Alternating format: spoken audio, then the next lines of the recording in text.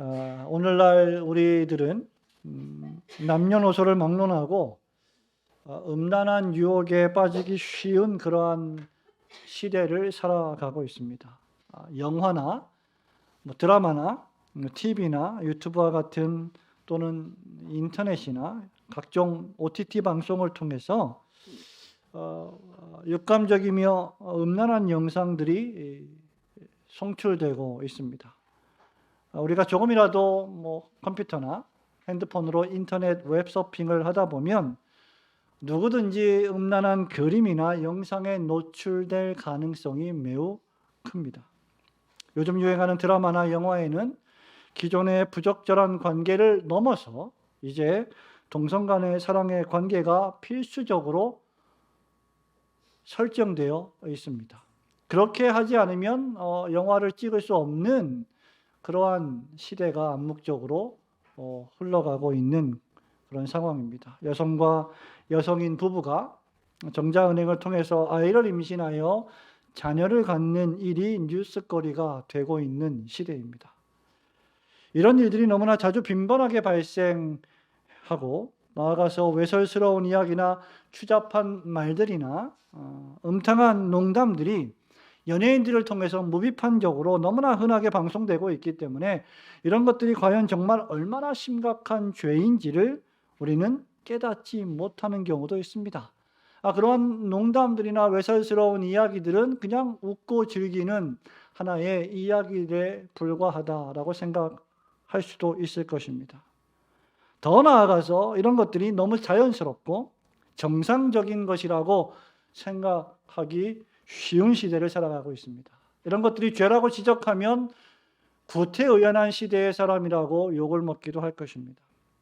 이런 시대의 마음과 생각과 말과 행동을 거룩하고 경건하게 지키며 살아가는 것은 정말이지 너무 어려운 일로 여겨집니다. 솔로몬 왕은 제가 아주 좋아하는 말씀 가운데 하나인데요. 잠언 4장 23절에서 무릇 지킬 만한 것보다 더욱 너의 마음을 지키라. 생명의 근원이 이에서 남이니라고 했습니다. 더 정확히 번역하면 지킬 만한 것보다 더욱 너의 마음을 지키라. 마음을 지키는 것이 바로 복된 삶의 셈이다. 복된 삶의 근원이다 라는 말입니다. 마음을 지키면 생명의 셈이 그 지키는 마음으로부터 흘러나온다는 것입니다. 오늘 우리는 계속해서 하이델베르크 교리문답의 순서에 따라서 41주차 총 52주 동안 하나님의 말씀인 성경 본문을 통해서 네덜란드 개혁교회들이 이 말씀의 주제들을 살펴보고 있는데요. 그 순서에 따라서 7번째 계명인 간음하지 말라는 말씀을 살펴보고자 합니다. 간음을 부추기고 조장하는 이 타락한 시대에 간음을 행하지 않으려면 무엇보다 더욱 마음을 지켜야 할 것입니다. 이런 의미에서 그리스도인의 삶은 마음이 변화된 삶입니다. 마음이 변화되면 삶이 변화되고 마음이 변화되면 생각과 감정과 의지와 인격이 변화됩니다. 마음이 변화되면 우리의 삶이 변화될 것이고 그 삶이 더욱 하나님 중심으로 개혁될 것입니다. 오늘 사도 바울의 에베소서 본문의 말씀과 하이델베르크 교리문답을 통해서 간음하지 말라는 7번째 계명의 의미를 3가지로 살펴보고자 합니다. 첫 번째로 하나님의 말씀은 음행을 오늘 본문의 말씀에 보면 그 이름조차 부르지 말라고 심각하게 경고하고 있습니다. 여러분 3절 말씀 우리 함께 받들어 읽겠습니다. 음행과 온갖 시작.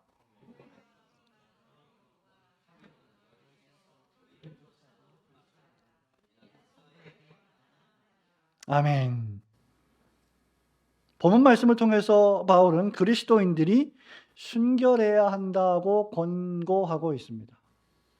음행과 온갖 더러운 것과 탐욕은 어떻게 하라고요? 그거를 행하지 말라가 아니라 그 이름조차도 입술에 그런 말조차도 꺼내지 말라고 명령했습니다. 바울은 여기서 3가지를 금하고 있습니다. 음행과 온갖 더러운 것과 탐욕. 그것입니다. 그리스도인들이 가장 멀리 해야 할 세 가지를 바울이 말하고 있는데, 여기 음행이란 헬라어 언어는 포르네이아이란 단어이며 여기서 포르노라고 하는 단어가 생성되었습니다. 포르네이아는 모든 종류의 성적 부도덕함을 뜻합니다. 조금 더 구체적으로 말하자면 합법적인 결혼 관계 밖에서 일어나는 모든 종류의 부적절한 성적 행위를 가리킵니다. 이 음행은 서로 합의를 했든지 그렇지 않든지 결혼 생활 밖에서 성적인 욕구를 추구하려고 하는 모든 종류의 행위를 포함합니다. 여기에는 동성애도 포함될 것이며 양성애도 포함될 것입니다. 또한 합법적이지 않은 이성 간의 성적 행위도 전부 포함됩니다.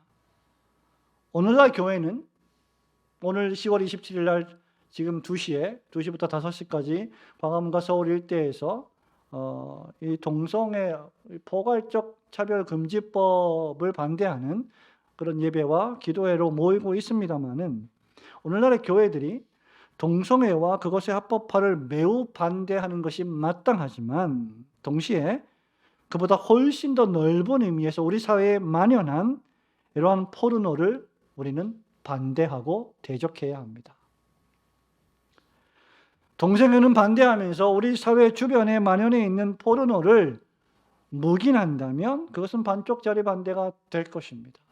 우리는 모든 종류의 악을 다 반대하고 금해야만 합니다. 그럼에도 불구하고 동성애라고 하는 것이 매우 치명적인 범죄이기 때문에 그것을 성경이 금하고 있는 바대로 우리는 그것을 금하며 반대하는 것입니다.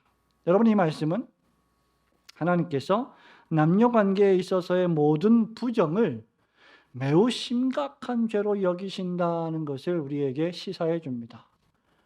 이것이 정확히 제7계명이 금하는 일이기도 합니다. 아이데베르크 교리문답 108번이 이것을 우리에게 설명해 주고 있는데요. 우리 108번을 문답해 보도록 하겠습니다. 제가 여러분에게 질문합니다. 7번째 계명이 우리에게 가르치는 것은 무엇입니까? 답 시작.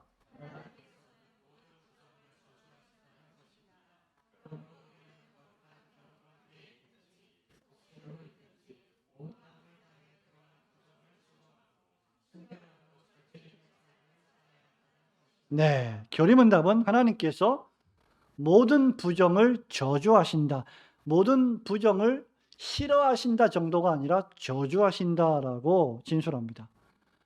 구약의 율법은 모세가 받은 십계명을 통해서 간음하지 말라고 명령하고 있습니다. 이것은 이스라엘이 받은 도덕 법칙입니다. 모든 전생애 동안 지켜야 할 하나님의 명령의 말씀입니다. 그리고 이러한 가증한 일을 행하면 레위기 18장 27절부터 29절 말씀에 따르면 그 백성 중에서 끊어질 것이다 라고 경고한 바 있습니다. 히브리서 13장 4절에 따르면 히브리서 설교자가 이렇게 말합니다.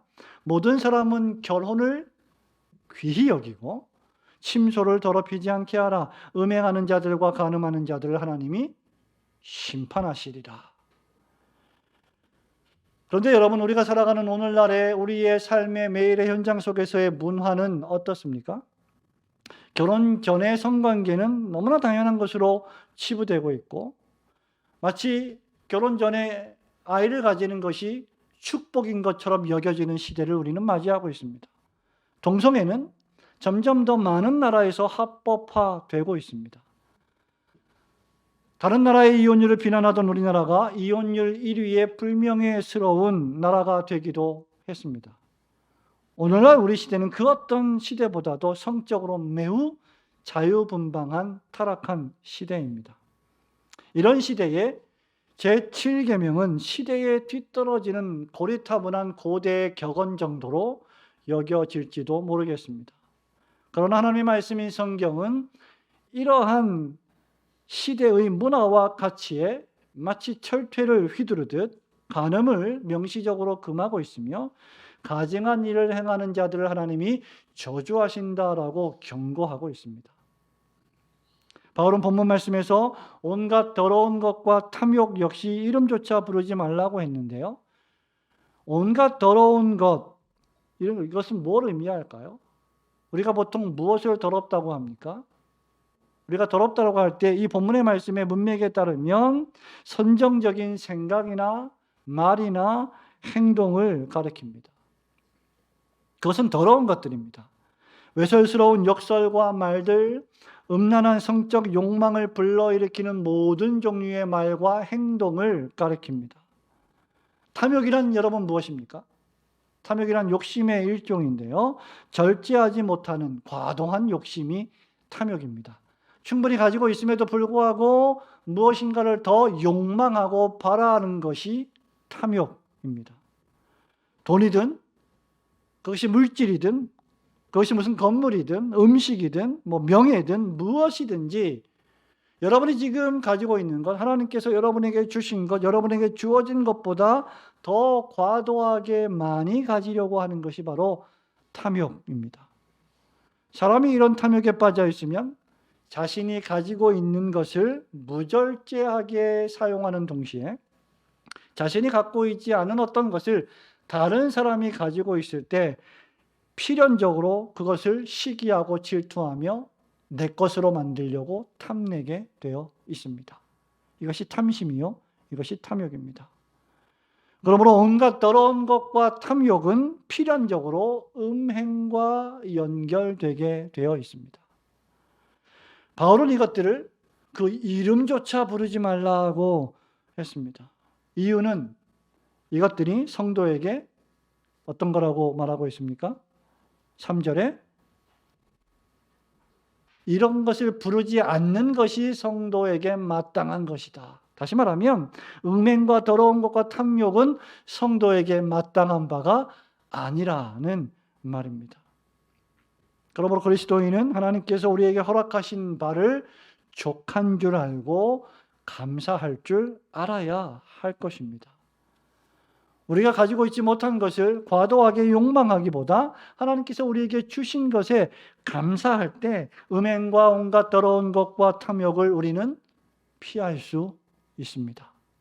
바로 이렇게 할 때 신자들은 결혼관계이든지 독신으로 있든지 부정을 중호하고 순결하고 절제 있는 삶을 살아야 한다는 이 요리문답의 진술을 올바로 살아낼 수 있게 될 것입니다. 여러분 삶에서 음행과 더러운 것과 탐욕은 그 이름조차 부르지 않고 도리어 하나님이 여러분에게 허락해 주신 모든 것에 감사하시되 범사에 감사하시는 성도들이 되시기를 주님의 이름으로 축원합니다. 두 번째로 하나님의 말씀은 간음뿐만 아니라 온갖 종류의 더러운 것을 떠나서 우리 몸과 영혼을 거룩하게 지킬 것을 명령하고 있습니다. 간음이라고 하는 것은 우리의 몸과 영을 더럽히는 많은 죄 가운데 하나인데 이러한 문자적이고 육체적인 간음뿐만 아니라 그 다른 모든 종류의 더러운 죄도 피하면서 우리의 몸과 영혼을 거룩하고 정결하게 해야 한다는 말씀입니다. 3절과 4절 말씀을 한 번 더 읽어보도록 합니다. 음행과 시작.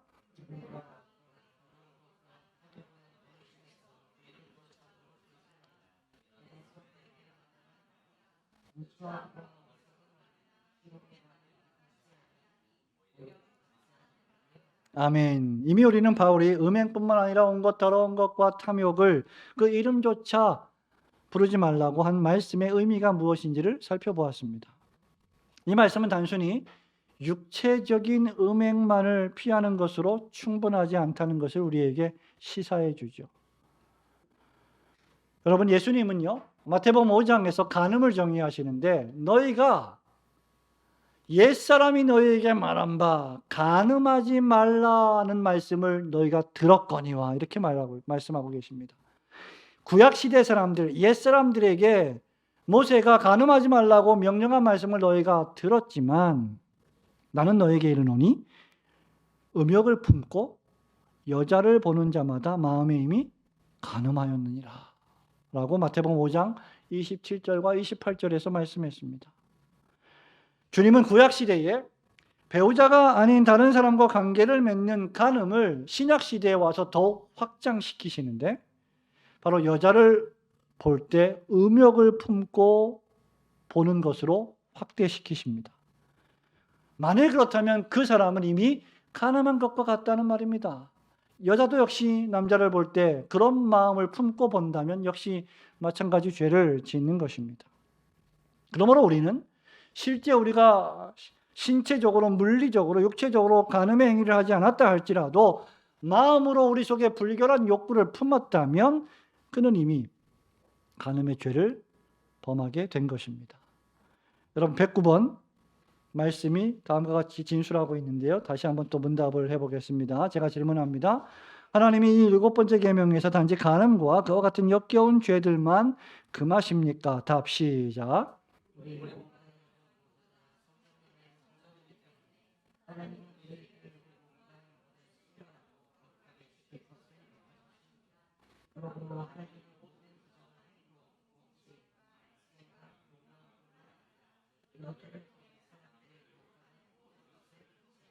네, 그러므로 우리는 육체적으로 간음하지 않았다는 것으로 이 말씀을 제한하고 만족해서는 안 됩니다. 나는 육체적으로 간음 행위를 하지 않았기 때문에 나는 계명의 말씀을 잘 지켰어라고 말할 수 없다는 거죠.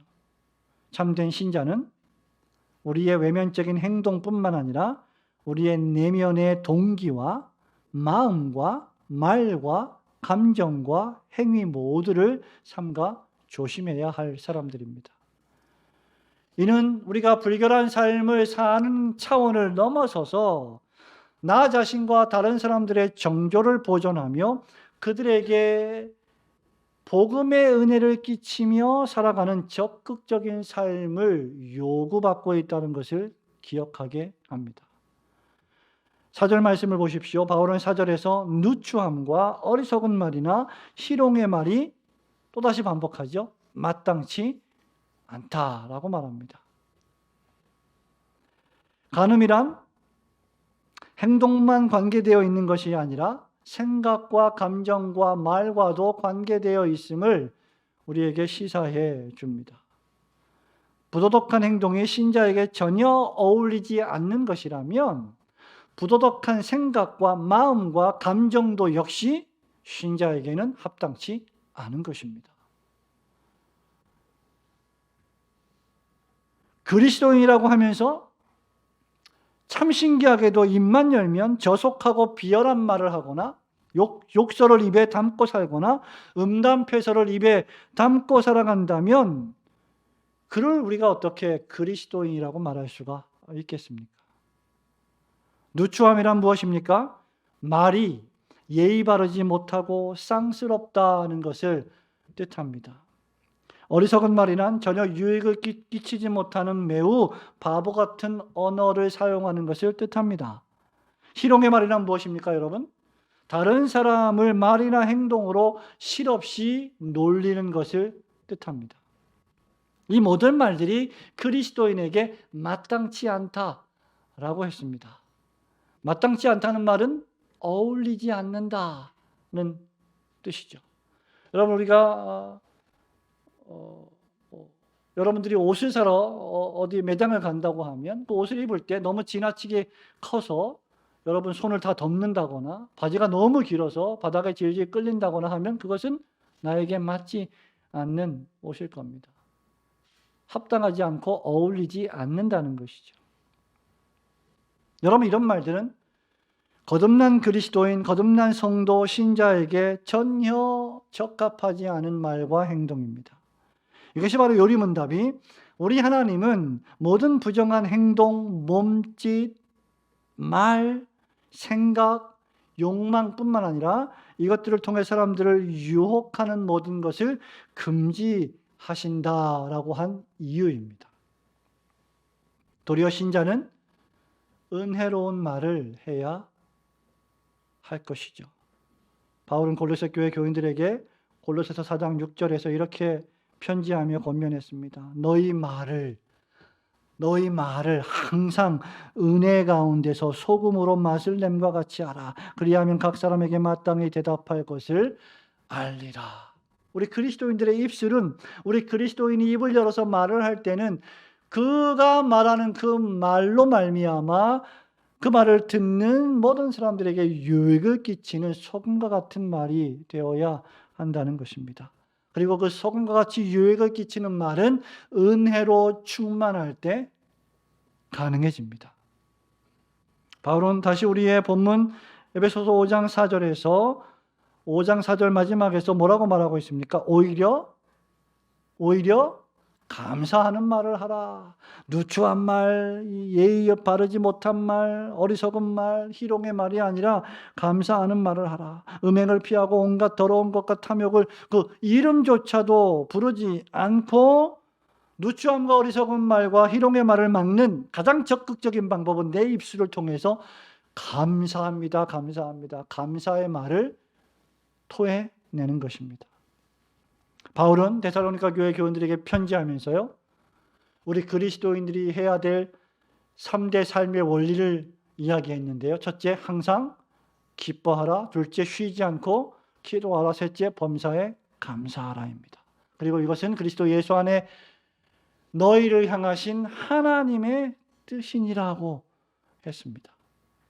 성적인 남용과 오용을 또 방종을 포함하여 그리스도인의 모든 종류의 방종은 언제 시작되느냐?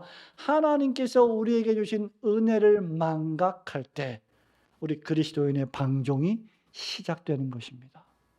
하나님이 나에게 주신 은혜가 너무나 크고 많고 너무나 막중한데 그것을 새까맣게 잊어버리면 우리는 우리의 삶을 가지고 내 마음대로 살아가는 방종의 삶을, 타락의 삶을 살게 될 것입니다.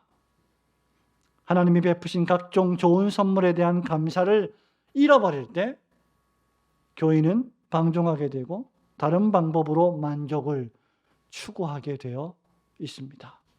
그러므로 여러분이 항상 범사에 감사하고 또 여러분의 입술로 감사하는 말을 수시로 하시면서 여러분의 몸과 영혼을 순결하고 거룩하고 경건하게 지켜나가시기를 주님의 이름으로 축원합니다. 마지막으로 영육의 간음을 피하는 비결은 그리스도께서 우리를 사랑하신 것 같이 우리도 그 사랑 안에 거하면서 사랑을 실천하는 것입니다. 예수 그리스도의 사랑 안에서 거하는 삶입니다. 1절과 2절 말씀을 함께 보겠습니다. 그러므로 시작.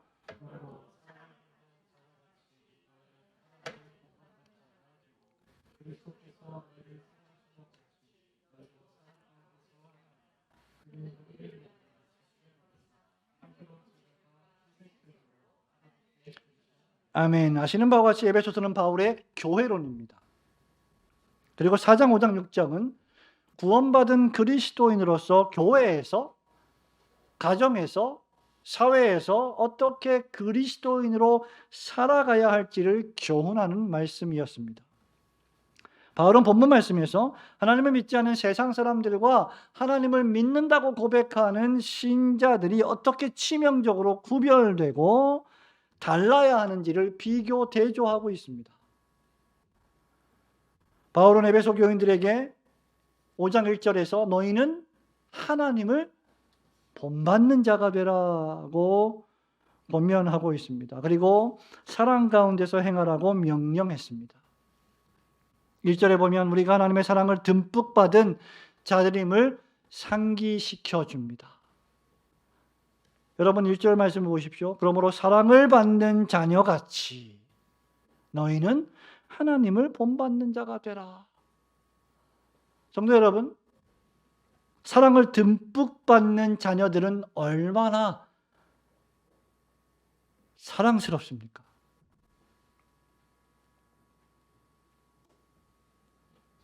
그가 내 자녀이기 때문에 너무너무 사랑스러우며 한없이 사랑스러우며 그렇기에 그 자녀를 사랑합니다. 그런 부모님의 사랑을 듬뿍 받은 자녀들은 얼마나 살면서 사랑을 느끼고 경험하며 사랑이 무엇인지를 체험하며 살아가겠습니까? 그러므로 여러분, 여러분의 자녀들이 잘 성장하고 그리스도인답게 성장하고 하나님을 사랑하고 경외하는 자녀로 성장하기를 원하신다면 하나님의 사랑으로 자녀들을 사랑하십시오. 사랑해야 합니다. 사랑을 받아보지 못한 사람은 사랑할 줄을 모릅니다. 내가 사랑을 받아보지 못하면 그 사랑이 무엇인지 모르기 때문에 일반적으로 어떻게 사랑을 표현해야 할 줄도 모르고 어떻게 사랑을 나타내야 할 줄도 잘 모릅니다. 그러나 사랑을 듬뿍 받은 자녀들은 자신도 모르게 매우 자연스럽게 사랑을 알기 때문에 그 사랑을 주신 그 하나님을 본받고 그 하나님을 사랑하며 그 하나님을 사랑하는 성도들을 사랑하게 되어 있습니다. 동시에 바울은 우리에게 사랑 가운데서 행하라고 권면하면서 그 이유를 이렇게 말해요. 2절에서 그리스도께서 너희를 사랑하신 것 같이. 신자의 삶은 그래서 세상의 가치관이나 세상의 문화의 기초에서 사랑하지 않습니다. 여러분, 세상의 사랑의 방식은 무엇입니까, 여러분? 내가 이만큼 너한테 주었으니 너도 나한테 적어도 이만큼은 주어야 해 라는 것이 세상의 사랑의 방식이죠. 정말 숭고한 사랑, 한이 없는 사랑, 무한한 사랑은 무엇입니까? 상대방이 나에게 어찌 돼야든지 관계없이 모두를 주는 것이 정말 숭고한 사랑인데 세상에서는 그러한 사랑을 찾아보기가 어렵습니다. 그렇지 않습니다. 힘든 일입니다. 네가 나를 이만큼밖에 사랑하지 않으니 나도 너를 그만큼밖에 사랑하지 않을 것이야 라고 하는 것이 이 세상의 깍쟁이들의 사랑의 방식입니다. 그리고 우리가 대단히 연약한 존재들이기 때문에 내가 사랑받지 못한다는 것을 느끼게 되면 그 사람을 나도 그만큼 사랑하기는 대단히 어렵습니다.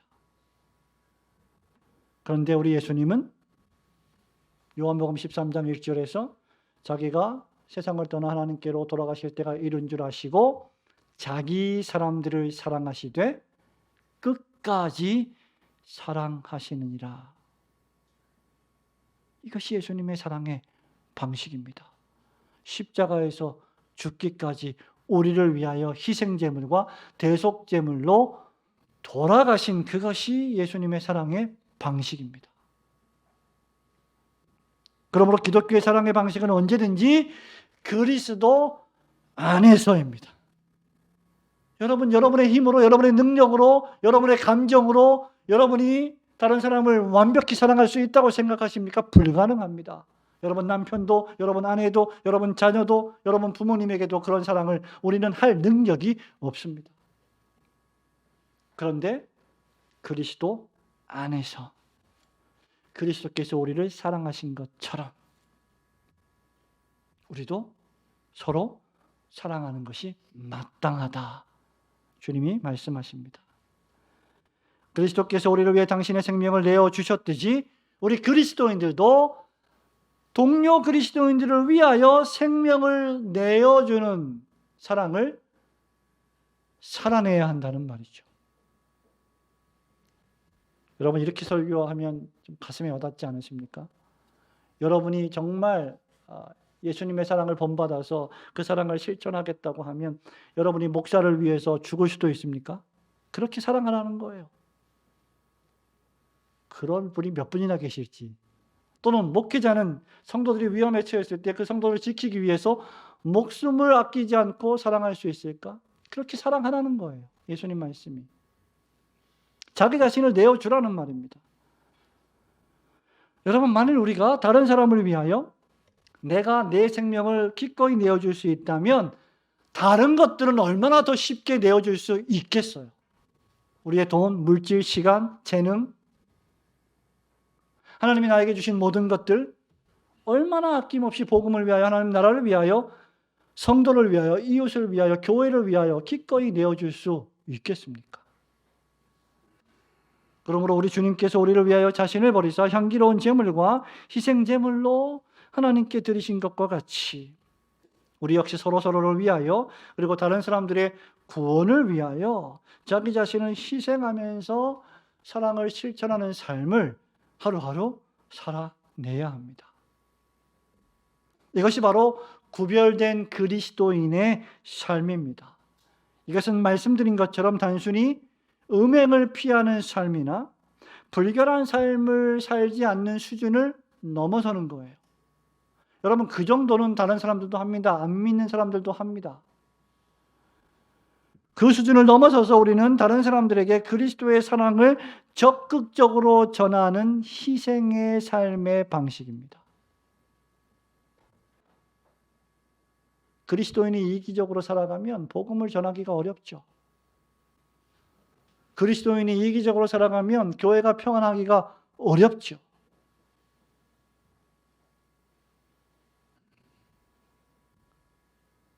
그러므로 우리는 단순히 간음을 하지 않는 삶을 사는 것만으로는 충분하지 않습니다.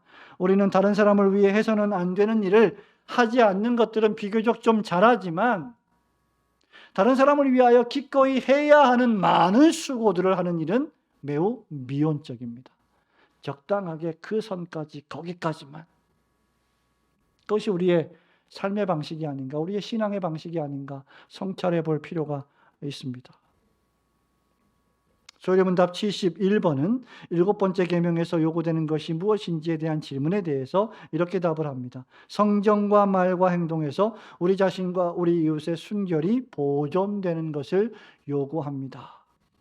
우리의 성정, 우리의 감정, 우리의 느낌, 정서, 말, 행동에서 우리 자신과 이웃의 순결을 보존하기 위해서는 더욱 예수 그리스도를 닮아가는 삶을 통해 이웃에게 참된 사랑을 실천해야 할 것입니다. 만일 우리가 그리스도께서 우리 이웃을 위하여 자신을 버리시고 향기로운 제물과 희생제물로 자신을 하나님께 드리셨다 하는 사실을 믿는다면 우리의 성정과 말과 행동에서 우리 이웃의 순결과 정조를 보존하려 할 것입니다. 그리고 매우 이타적인 삶을 살게 될 것입니다. 왜냐하면 주님께서 바로 그를 위하여 생명을 버리셨기 때문입니다. 바울은 고린도 교회 교인들에게 편지하면서 신자들이 하나님의 성전이며 하나님의 성령이 그 안에 거하신다고 했습니다. 고린도전서 3장 17절에서 이렇게 말합니다. 누구든지 하나님의 성전을 더럽히면 하나님이 그 사람을 멸하시리라. 하나님의 성전은 거룩하니 너희도 그러하니라. 만일 하나님의 성령이 우리 안에 거하셔서 우리가 거룩한 성전이 되었다면 우리는 우리의 몸과 영혼이 결합되어 있는 이 성전을, 이 성령이 거하시는 전을 거룩하고 순결하게 지킬 책무가 있습니다. 거룩한 것은 영혼이니까 내 육체 이거 어떻게 살고 가도 아무 상관없지 그러면서 하고 싶은 거 다 하고 먹고 싶은 거 다 먹고 마시고 싶은 거 다 먹고 부어라 마시라 그렇게 해서 살아간다면 그것은 자신의 성전을 거룩하고 순결하게 만드는 삶이 아닐 것입니다. 그러므로 우리를 위하여 희생제물로 자신을 드리신 그리스도의 사랑을 생각하며 우리도 그리스도께서 그렇게 하신 것처럼 다른 이들을 위하여 여러분 자신들을 내어주는 사랑을 실천하시는 성도들이 되시기를 주님의 이름으로 축원합니다. 성도 여러분, 말씀을 맺습니다. 그리스도인의 별명 가운데 하나는 고린도후서 5장 17절에 따르면 무엇일까요? 여러분 피곤하실까 봐 질문을 드립니다. 새로운 피조물이다. 새로운 피조물. 그리스도인은 새롭게 변화된 사람입니다. 누구든지 그리스도 예수 안에 있으면 그는 새로운 피조물이라. 보라, 새 것이 되었도다 라고 바울이 말하면서 그 그리스도 안에서 새로운 피조물 된 것이 얼마나 엄청난 일인지 모든 사람들에게 확연히 드러나는 것처럼 보라고 말씀하고 있습니다. 바울은 골로새 교회에 편지하면서 이렇게 말했습니다. 골로새서 3장 9절 10절에서 너희가 서로 거짓말을 하지 말라. 옛사람과 그 행위를 벗어버리고 새 사람을 입었으니 이는 자기를 창조하신 이의 형상을 따라 지식에까지 새롭게 하심을 입은 자니라. 새로운 피조물인 그리스도인은 모든 것이 새로워진 사람이에요. 지식도, 감정도, 정서도, 의지도, 인격도 다 새로워진 것입니다. 우리의 삶에 우리의 영혼의 어떤 한 부분만 새로워지고 나머지는 새로워지지 않은 것이 결코 아닙니다. 마음과 생각과 말과 행동도 완전히 변화된 사람들이어야 합니다. 부정한 마음과 말과 행동은 그리스도 안에 있는 새로운 피조물에게 오늘 바울이 말하는 것처럼 마땅치 않습니다.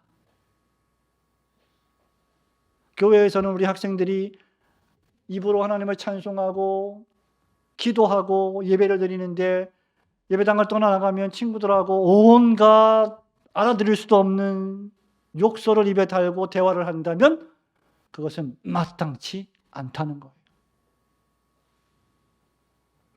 부정한 마음과 말과 행동은 그리스도인의 대화와 활동에 발붙일 자리가 없어야 됩니다. 예수 믿기 이전에는 그런 것이 즐거웠죠. 재밌었죠. 남들을 희롱하고 놀리고 하나 바보 만들면서 우리는 깔깔대고 웃으며 좋아했습니다. 온갖 외설스러운 농담들을 하면서 우리는 스트레스를 풀었습니다. 그런데 예수 믿고 난 이후에는 우리의 전인격이 새로워졌기 때문에 더 이상 그런 것들이 재미가 없어지는 거예요. 그래서 예수 믿기 이전에 세상 친구들과의 만남이 더 이상 즐겁지 않은 겁니다. 어떤 의미에서 세상 친구들이 끊어지는 건 너무 자연스러운 일이에요. 그걸 너무 애달파하지 마십시오. 너무 속상해하지 마십시오. 우리는 그들에게 복음을 전해야 하지만 그들과 함께 똑같이 죄를 짓는 자들은 결코 되어서 안 될 것입니다. 비열하고 저속하고 상스러운 말을 하고 음란한 행동을 하면서 그 입으로 하나님을 찬양하고 다른 사람에게 구원의 복음을 전할 수는 없을 것입니다. 여러분이 하나님의 은혜로 완전히 변화된 새로운 피조물이 되었다면 음행과 더러운 것과 탐욕은 그 이름이라도 부르지 마시고 예의 없는 누추한 말이나 이익을 끼치지 못하는 어리석은 말이나 다른 사람을 희롱하는 희롱의 말을 버리고 항상 주의 은혜로 여러분 입술에서 감사하는 말씀을 하시는 성도들이 되시기를 주님의 이름으로 축원합니다.